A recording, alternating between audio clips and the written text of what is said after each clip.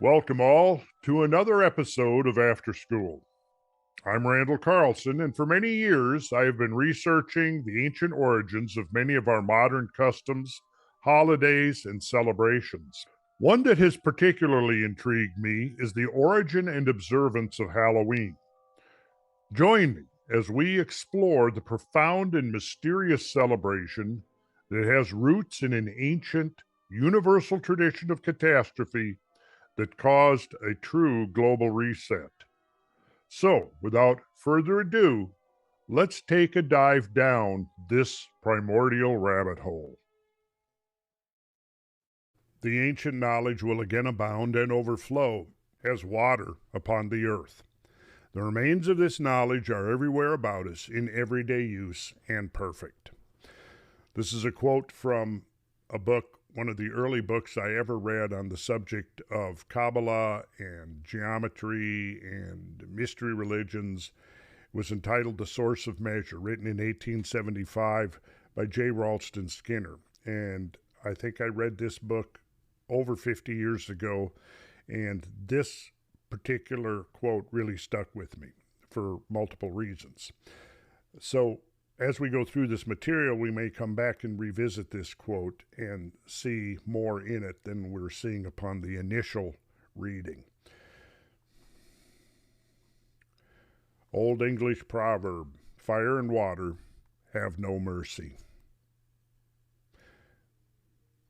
And of course, we know from myths and legends from all around the planet that there were two primary ways that the world was periodically destroyed, and it involved flood and fire. In the Greek terminology, flood was cataclysmos, from where we get the word cataclysm, and the destruction of the world by fire was ekparousis, the root of that term being pyro, meaning fire.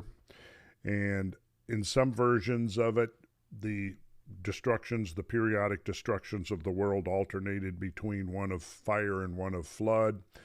We know that looking at the actual record, the geological record, the biological record, other proxy records of past changes, that there have been times when both fire and flood were involved almost simultaneously. I cite as an example the Younger Dryas boundary, the lower Younger Dryas boundary, that has preserves evidence of gigantic floods and also evidence of gigantic fires.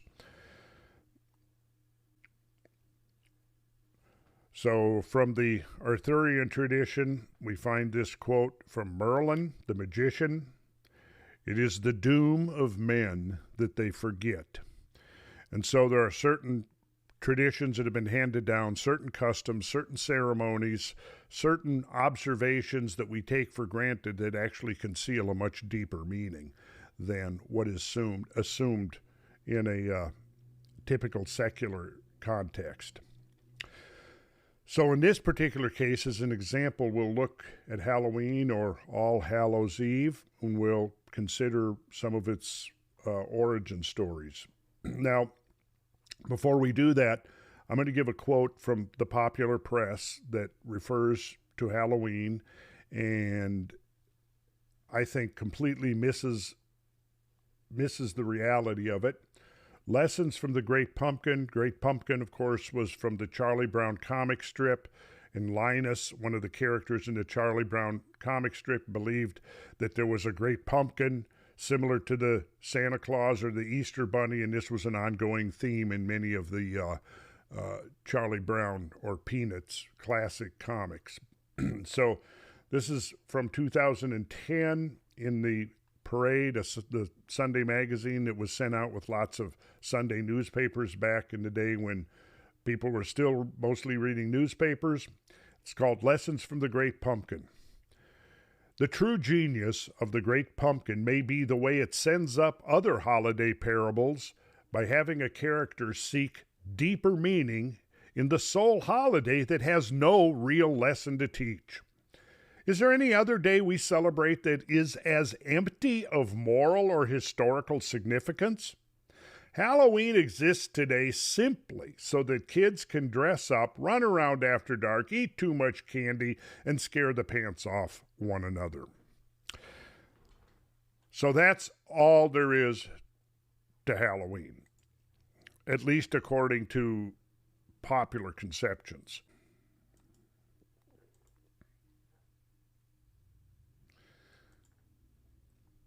All right. On Halloween, when the festival of the dead commenced, quote, the spirits of the dead wander more than at any other time of the year. This is a night when devils, witches, and other mischief-making beings are all abroad on their baleful midnight errands. This is a 19th century commentary on Halloween. And this is from the Encyclopedia Britannica, 1963 edition. I like to go back to some of the older encyclopedias sometime because they're not so politically correct. In its strictly religious aspect, this occasion is known as the Vigil of Hallowmass or All Saints' Day. November 1st, observed by the Roman Catholic and Anglican churches. In Great Britain, Ireland, and the United States, ancient Halloween folk customs persist alongside the ecclesiastical observance. The occasion shows clear connections with the religion of the Druids in pre-Christian Ireland and Scotland. The Celtic year ended on October 31st, the eve of Samhain, and was celebrated with both religious and agrarian rites. For the Druids, Samhain was both the end of summer and a festival of the dead. The spirits of the dead were believed to visit their kinsmen in search of warmth and good cheer as winter approached. It was also an occasion when fairies, witches, and goblins terrified the populace. Bonfires were lighted on hilltops on the eve of Samhain. The tendency to manipulate rather than to celebrate folk festivals such as Halloween is characteristic of the 20th century. It reflects the growing influence of a rational outlook on life and the loss of interest in imagination and fantasy. The secular character of contemporary culture is also reflected in public neglect of the religious significance of Halloween, as well as in progressive loss of its folk vitality. Children are least affected by this disenchantment, and consequently, the more important folk occasions tend to be dominated by the young. Now, this quote kind of was a foretaste of this growing influence of the rational outlook on life that we saw expressed through the previous quote, that essentially denied to Halloween any significance at all. And yet here it is. Anyone who takes even the most cursory look at it realizes that it has this connection with the 3-day religious festival of All Hallows Eve, All Saints, and All Souls Day. So let's go on here. Here's another old tradition. This is quoted from the history of Halloween that was on the History Channel maybe a decade ago or so. If you put your clothes on inside out and walk backwards on Halloween night, you will see a witch flying in the sky at midnight. People used to believe that witches were the devil. The Day of the Dead, a universal tradition. This is from the work of Robert Grant Halliburton, who was an interesting person, a scholar, a poet. Oh, what were his attainments? He was a researcher and wrote quite a bit. But anyways, let's see, this is what Wikipedia says about him. He was a Canadian lawyer and an anthropologist. He became famous after founding the Canada First organization that saw English-Canadian society as the heirs of Aryan Northmen. So he was a bit of a racist, but that was normal back in those days. But he was a very extensive author who wrote numerous pamphlets, books. He gave addresses and papers in a variety of subjects. So anyways, we're going to be looking at one of the things that he did. This is from the New Materials for the History of Man, number 1, The Festival of the Dead. It was published in 1868. So having had rather unexpectedly to visit England in 1859, I thought it advisable to prepare a brief paper for the Society of Antiquaries of London, and accordingly selected customs connected with All Souls' Day as a subject. On outlining it in England, it was apparent that the coincidences in the observance of this festival by different nations were much more striking than I had supposed. A new and most startling fact was discovered when I came to read over the paper I had prepared.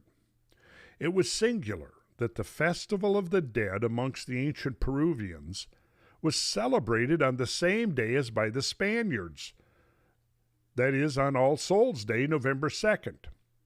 I had also considered this merely as a curious coincidence, but it was apparent on reading over the results of my investigations that the festival was generally observed in November south as well as north of the equator, a fact so remarkable that it was evident that whatever could be the cause, it must be something hitherto unknown.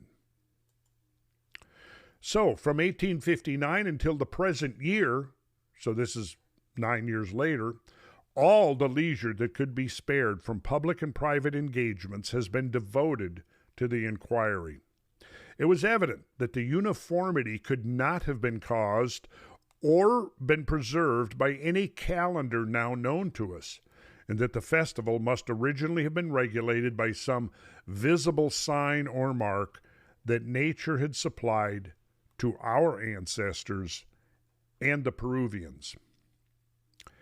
In European calendars, the last day of October and the first and second days of November are designated as the festivals of All Halloween, All Saints, and All Souls. Though they have hitherto never attracted any special attention, and have not been supposed to have been connected with each other, they originally constituted but one commemoration of 3 days' duration, known amongst all nations as the Festival of the Dead, or the Feast of the Ancestors. It is now, or was formerly, observed at or near the beginning of November by the Peruvians, the Hindus, the Pacific Islanders, the people of the Tonga Islands, the Australians, the ancient Peruvians, the ancient Egyptians, the northern nations of Europe, and continued for 3 days among the Japanese, the Hindus, the Australians, the ancient Romans, and the ancient Egyptians. The startling fact that this feast was celebrated among the ancient Peruvians at the same period and on the same day that Christians solemnize the commemoration of the dead, at once drew my attention to the question: how was this uniformity in the time of observance preserved, not only in far distant quarters of the globe, but also through that vast lapse of time since the Indo-European first inherited this primeval festival from a common source? In the most ancient calendar in India, the year commenced in the month of November, which bears the name Kartigui, which means the Pleiades, a constellation which must, by its rising or setting at that time, once have regulated the primitive year. We find also that in the month of October, the Hindus, like ourselves, have 3 days which are connected with the Festival of the Dead. In the ancient Egyptian calendar, the same resemblance can be traced between the name of the Pleiades, which among the Hebrews and Chaldeans is Athorai, with that of the Egyptian month of November, which is Athor. The Arab name for the Pleiades, Ataria, also suggests a resemblance. And I will suggest here that these names for the Pleiades, which I think you're seeing now, Athorai, the Hebrews and the Chaldeans, Athor, Egyptian, and Ataria, Arabic. Now, if you look at the word Atari,